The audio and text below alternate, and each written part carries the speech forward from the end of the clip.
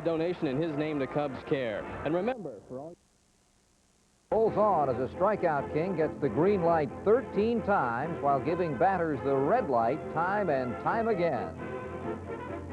Airborne in Texas, the Rangers accelerate their engines and motor into position for the long trek to October. Pennant bound on the Express, the Mets deposit a token of their success with the Cubs. All revved up and rearing to go, the Giants put the pedal to the metal and come up aces in the West. So halt your wheels in place. We've got bumper-to-bumper action right here on the Pennant Chase. Hello again, everyone. I'm Greg Lucas, and once again, welcome to the Pennant Chase. Lo and behold, the San Francisco Giants have toppled the Astros to take over first place in the National League West. Their newfound prosperity may seem premature, what with rookies making up nearly a third of the team, but the Giants have been suffering for a long time. You know, it's been 15 years since a division title and 24 years since they last played in a World Series. We'll have more on that in just a moment. But first, an eye-popping prelude featuring the Boys of Summer.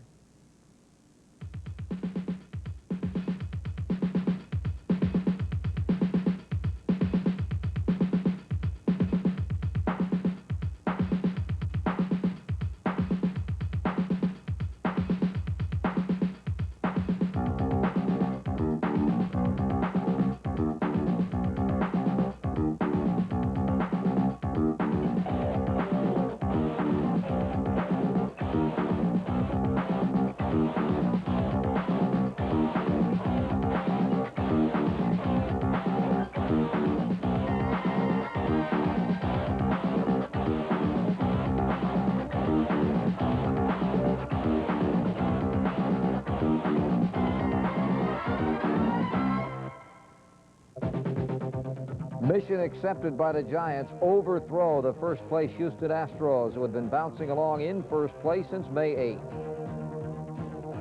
In Game 1, Vida Blue delivered a rhapsody in blue, 2 hits and a run through 7 innings. Still more melodic strains came from new bullpen stopper Juan Berenguer, who has allowed 1 run in 25 innings of relief. Against Houston, he picked up saves in the first 2 games as the surprising Frisco Kids pulled within a half game of first place.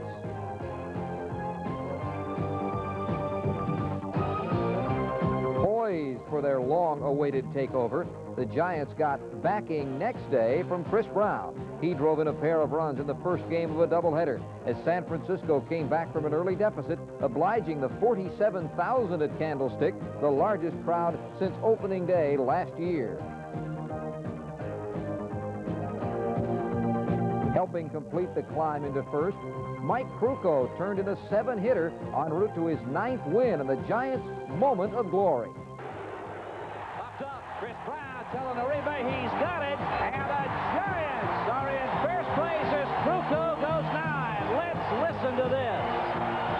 Not since August 13th, 1978 had the Giants been in first place so late in the season. Conditions were picture perfect in the finale as Mark Davis shut out Houston for 6 innings in his first start of the year. But then, down by a run in the 9th, Houston plotted a coup. Play delivers, 1-0 pitch, swung on, 2 outs, ready! Oh, what a catch! And what a turn of the tide, a 4-game sweep, 5 straight overall, and a 1.5-game lead in the West.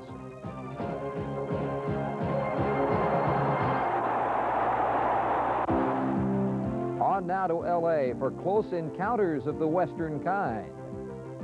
Strange things indeed for the Dodgers, whose dizzy defense in Game 1 turned Carmelo Martinez and the losing Padres upside down in the 8th. Line drive, base hit on a curveball into left field. Here's Gwynn with a tying run. The ball gets by Landreau in center. Here's McReynolds around. The Padres take a 4-3 lead.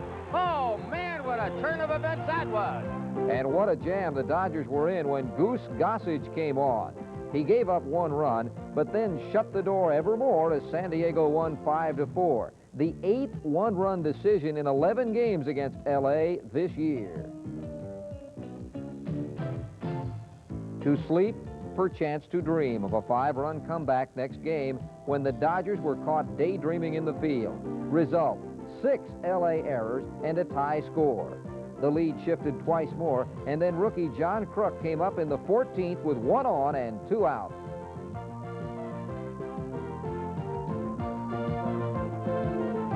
An RBI single for Kruk as the Padres took the lead. Reliever Lance McCullers struck out 4 in 3 innings and needed 1 more out to finish off L.A. Chopper, this could be it if it stays down. It does, and the ball game is finally over. The Padres knock off the Dodgers 8-7. Next game, warnings and portents and evils imminent with the score tied in the 9th. Flannery hits one to right field.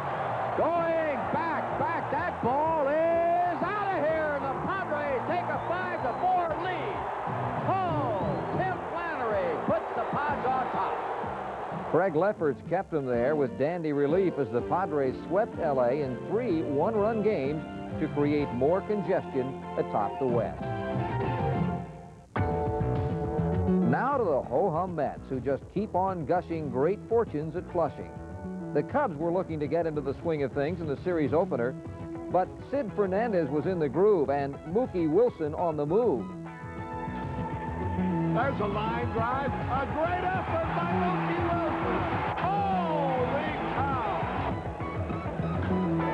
Line drive, base hit to center. Mookie Wilson up and throwing. Here comes the throw.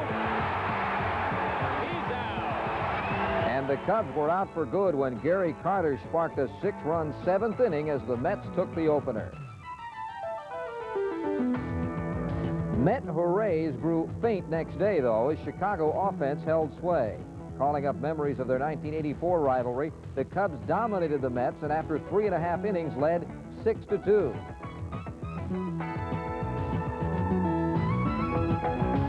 But the Mets turned Chicago's lead into a brief encounter. New York quickly came back with 3 runs and then in the 6th tied the score. However, Rollick and Frolic fizzled out in the 9th inning when Keith Moreland, a Maine nemesis of 2 years ago, did in the Mets just like old times. But in Game 3, the Met Express was back on track and steamrolling past the Cubs. Len Dykstra, an unlikely power source, delivered a crushing blow. The Mets put on another power spurt to give them 32 home runs in 27 games. Sporting his high-tech stuff, Darling notched his first ever complete game victory without a walk. I guess it's become fashionable now to throw a switch finger fastball, so everyone's asking me about it. But I've thrown it for 2.5 years now. It's been an ongoing process for me to try to get it over the plate. And this year, my walks are a little down because I think I've mastered it a little better. Good enough to mastermind his 8th win and give the Mets a 24-8 mark at Shea. Ho-hum. Here's Don Sutton has unceremoniously gone about the business of winning. He's never posted 300 strikeouts in a season, never pitched a no-hitter, never won a Cy Young Award, and never led his league in wins. But he has worked 200 innings or more in every season except one and ranks among the top 10 all-time in games started, strikeouts, and shutouts. And now he becomes the first 300-game winner to boast only one 20-win season. What it means, says Sutton, is that I stayed around 21 years to win 300 games. I was unspectacular, but I got the job done. On June 18th, mission accomplished for Don Sutton, who satisfied 37,000 customers at the Big A by 3-hitting Texas to enter his name into the record book. 1-2 the count to Gary Ward, 2 outs in the 9th. He went around and it's over. At age 41, Sutton became just the 19th pitcher in history to win 300 games. Sutton had come a long way since April of 1966 when he beat Houston for the first of his 230 victories as a Dodger. Although 1976 produced his only 20-win season, Sutton feels even better seasons were overlooked. I think the best year I've ever had as a pitcher was 1972. I was 19-9, and my earned run average was somewhere around 2, and I had 9 shutouts that year. So it just happened that in 76 the numbers came. I didn't pitch any better. I can think of 2 or 3 other years that I think I pitched a lot better. I think that sometimes a lot of good pitchers get lost in the shuffle when they don't win 20, because it seems like that's the number you have to be a good pitcher. You can be 19-9 and you're not as good as a guy who's 20-12. Critics may have consigned Sutton to the shadows of little renown, but his 15-year career with L.A. brought him into the limelight. I own most of the Dodger records, starts, games, shutouts, wins, tied for complete games, strikeouts. Those are all very important to me. Much more important with that organization than they would be with most others, because when you think of Dodgers, you think of pitching, and you think of the names of Koufax and Drysdale. I'm goal-oriented, and they had put the numbers there, and they were numbers to shoot at, and I wanted to stay there and pitch well enough to get them. And it means more to me to have them now that I played with those two guys than it would if I had never known them. Sutton parted company with L.A. in 1981 when he signed as a free agent with Houston. There, he won 22 games in 2 seasons before packing his bags once again. When I was traded from Houston, I had a pretty good idea that I was going to move because I had asked him. I had asked Al Rosen if he'd trade me back home. I didn't end up where I wanted to go, but I did end up in a city that I think is the best baseball atmosphere I've ever played in, that is in Milwaukee. Every player should get a chance to play 1 year there. County Stadium, the city, the people, there's just something special about Milwaukee. And I was happy to have played 2 years there, although I still would have much rather been at home. His wish at last granted, Sutton returned home, briefly to Oakland and then to Anaheim, still a model of consistency. I know that I'm not spectacular. I know that I'm not flamboyant. I know that I am not a dominating pitcher, but I worked very hard at my trade. I worked very hard at staying in shape, and I worked very hard at staying a good ball player. And I would hope that it would encourage some people who don't have the ability of Dwight Gooden and Nolan Ryan and Tom Seaver to go out and to battle and to put together a good career. That's what I would hope. And that's what Don Sutton has done. Let's turn now to other headliners around the diamond. 1985 Heisman Trophy winner Bo Jackson surprised many by choosing to play baseball with Kansas City rather than pursue a professional football career with the Tampa Bay Buccaneers of the NFL.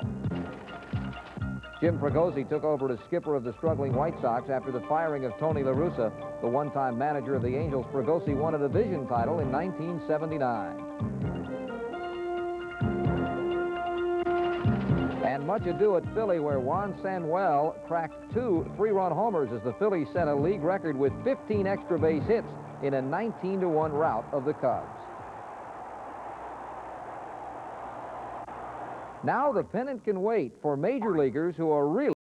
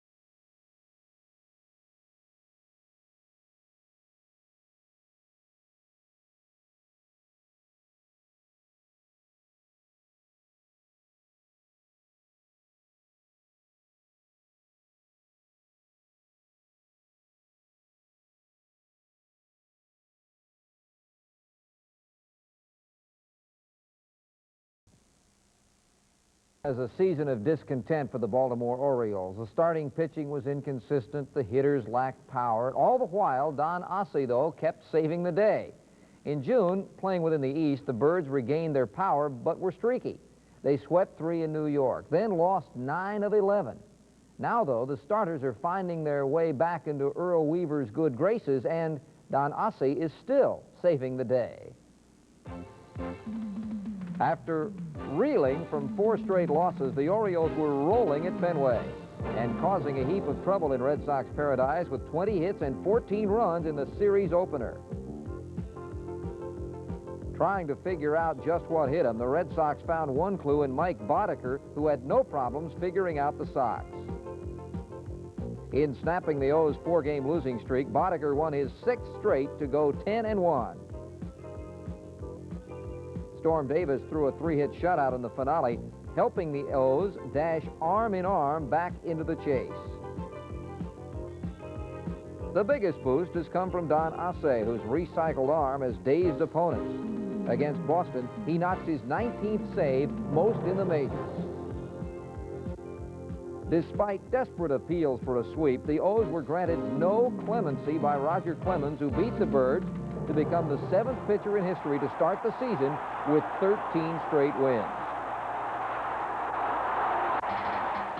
The K's just kept on coming for the fireballer, who leads the league in wins, ERA, and strikeouts, 114 in 116 innings. With Roger on the mound, it's over and out for opposing batters who own a 118 average against him.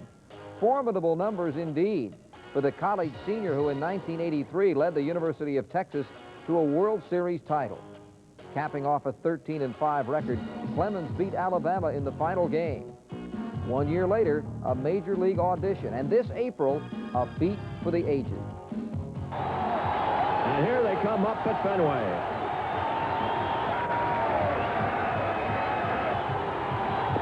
A new record.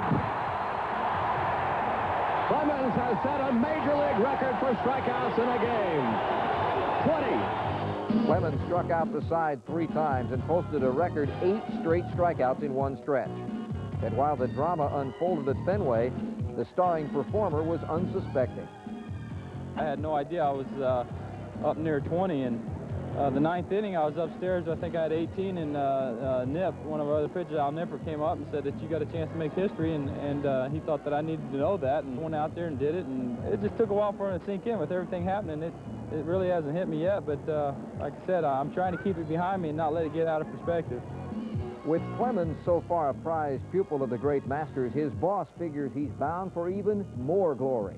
Roger Clemens is capable of pitching a no-hitter. If he has everything on that given night, he can, on any given time he walks out there, he is capable of pitching a no-hitter. He has very good ability, very good competitor, very good control, and he knows how to pitch. With backing like that, Clemens' recent efforts appear to be a sneak preview. On now to Toronto for a clash with the Yankees. Though the glow of last year's division title faded this spring, the Blue Jays recently rose out of dire straits and against the Yankees had a rip-roaring time with 15 hits in Game 1. New York cracked 18 hits, though, and the lead rocked back and forth 5 times before the score locked in a 9th inning tie.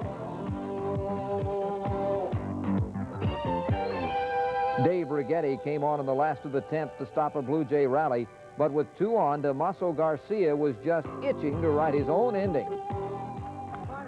That ball will be over Henderson's head, and this game is over. Ricky Henderson could not get to it, and the Blue Jays win in the 10th.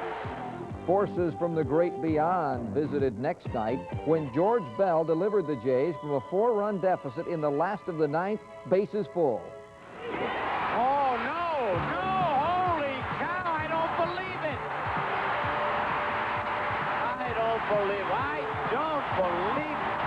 it. Look at Righetti, look at this. He throws the ball over the right field fence. But next inning, Ricky Henderson helped turn the Yankees from rags to riches when he put New York ahead for good, finally snuffing out Toronto for a 10-8 win. In Game 3, manager Lou Piniella again called on Righetti to save the day. But a 9th inning single by Willie Upshaw tied the score as Rags blew a save opportunity for the 8th time. However, Mike Easler capped off a 3-run 10th inning rally, driving in 2 as the ragtag Yankees eked out the win. Jimmy Williams devised a whole new scheme in Game 3, and Tony Fernandez carried out the orders. A double, triple, home run, and 4 RBIs as the Blue Jays collected 16 hits for a 15-1 win and a series split. Having finally reached the 500 mark, Toronto may just be back in the glow of the pennant chase.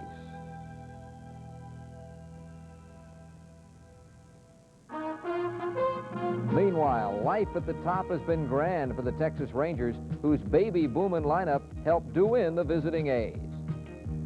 Sophomore Steve Buechele hit the first of 2 home runs in 3 days, boosting the Rangers' lead to 2-0. A main member of the Rangers' under-25 crowd, Odeby McDowell spruced up Texas' lead 2 batters later. Rookie pitcher Ed Correa provided luster on the mound, 4-hitting Oakland to snap the Rangers' 5-game losing streak. Outlandish Oakland defense greeted Texas in Game 2. And he chops one high to first. Bhakti turns around to throw to Conaroli and saved. They miss it. Play at the plate coming. One scores, the ball is thrown away. Here comes Fletcher trying to score. He's going to score. O'Brien to second. Nobody covered third. Now they make a throw to third, and O'Brien is safe at third. Fastball bangs it to right field. Pretty well hit. Canseco to the wall. It's off the wall. Another run's going to score. Canseco did not recover soon enough. Gary Ward coming home with an inside-the-park homer.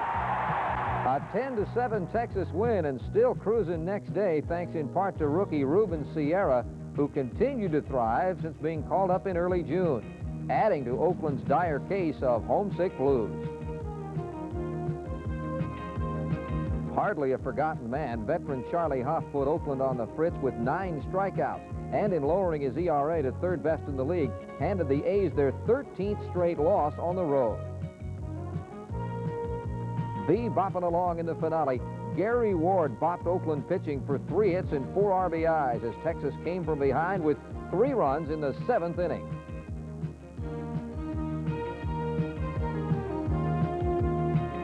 Warding off any further trouble from the A's, Greg Harris came on for his 14th save as Texas swept the series and stretched its club record home win streak to 11 games.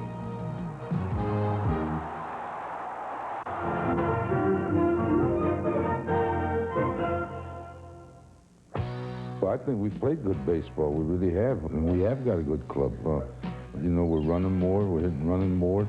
Well, I think we got a chance to staying in the race all right through the season. It won't be anything dull. We'll try to make it exciting. You like to hear people holler, you know, make some noise and everything. It kind of peps you up. They're good fans, and we'll show them the type of baseball we can play. Doing it up, doing it. Astros baseball, doing it up. Dire predictions by their fans and a shrinking victory margin of late, the Boston Red Sox still lead the East. But while Roger Clemens has received the greatest acclaim, John McNamara's troupe is certainly no one-man band.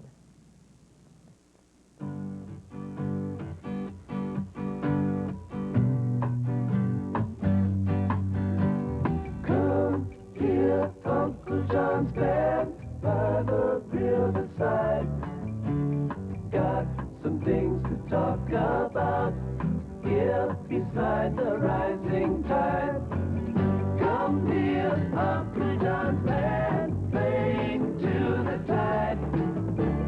Come on along or go alone. He's come to take his children home. And Baylor has done it once again. He has provided the punch, another 2-run homer. Lions, we have seen him make this catch, mostly, though, going the other way. Oh, he hit him. That's the game. He hit him.